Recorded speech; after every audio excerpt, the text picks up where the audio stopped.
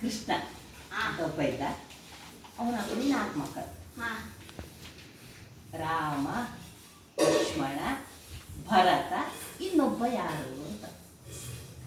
ಅಮ್ಮಮ್ಮ ನೀವು ಬುದ್ಧಿವಂತರಿದ್ದೀಯ, ಆದ್ರೆ ನಾನು ಹಾಗಾಗೋದಿಲ್ಲ.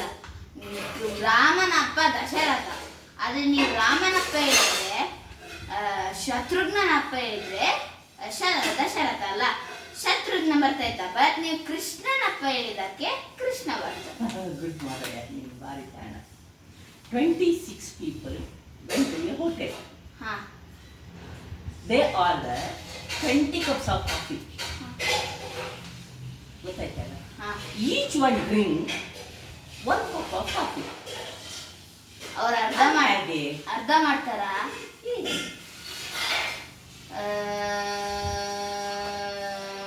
ಸಿಕ್ಕ ಜನರ? ಕರೆಕ್ಟ್. 26 people, 6 ಜನರು went to a hotel. They ordered 20 cups of coffee. Each one drink 1 cup of coffee. Correct ಹೇಳಿದ್ದೀನಿ.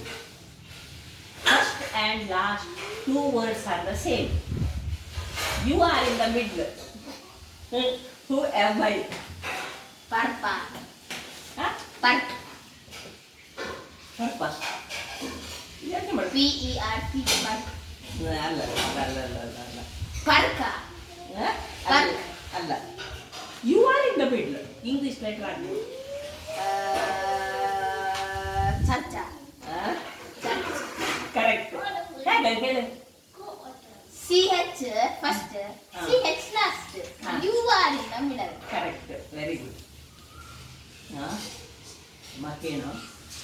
ಅಮಾವಾಸ್ಯೆ ದಿನ 12 ಗಂಟೆ ಒಬ್ಬ ಗಟ್ಟಿಗೆ ಕೈಯಲ್ಲಿ ರೇಡಿಯೋ ಹಿಡ್ಕೊಂಡು ಹೋಗ್ತಾ ಇದ್ದ. ಸಡನ್ ಒಂದು ಕಾರು ಬಂತು. ಅವನು ಸಡನ್ ಬದಿಗಿಸದೆ ಬಿಟ್ಟ. ಅದು ಅವನಿಗೆ ಹೆಂಗೆ ಗೊತ್ತಾಯ್ತು? Mobile torch ಇಟ್ಕೊಳ್ಬೋದಲ್ಲ? ಮೊಬೈಲ್ ತಗೊಂಡು ಬರಲೇ ಇಲ್ಲ ಅವನು. ಮತ್ತೆ ನಾರ್ಮಲ್ ಟಾರ್ಚ್ ಹಿಡ್ಕೊಳ್ಳಿಲ್ಲ. ಅಯ್ಯೋ, ಸೌಂಡ್ ಆಗಿ ಗೊತ್ತಾಯ್ತಾ? ಸೌಂಡ್ ಆಗ್ಬೇಕು. ಅವ್ನು ಗಟ್ಟಿ ರೇಡಿಯೋ ಇಟ್ಕೊಂಡಿದ್ದಲ್ಲ, ಸೌಂಡಲ್ಲೂ ಗೊತ್ತಾಗಲಿಲ್ಲ. ಅದು ಹಗಲತ್ತಾ? ಕರೆಕ್ಟ್. ಅಗಿಲ ನೀನು. ಒಂದು ದೊಡ್ಡ ಊರು, ಅಲ್ಲಿ ಪಾರಿವಾಳಗಳ ಹಿಂಡು ಎಲ್ಲರ ಮನೆಗೆ ಹೋಗಿ ಅದು ಉಪದ್ರ ಕೊಡ್ತಾ ಇತ್ತು.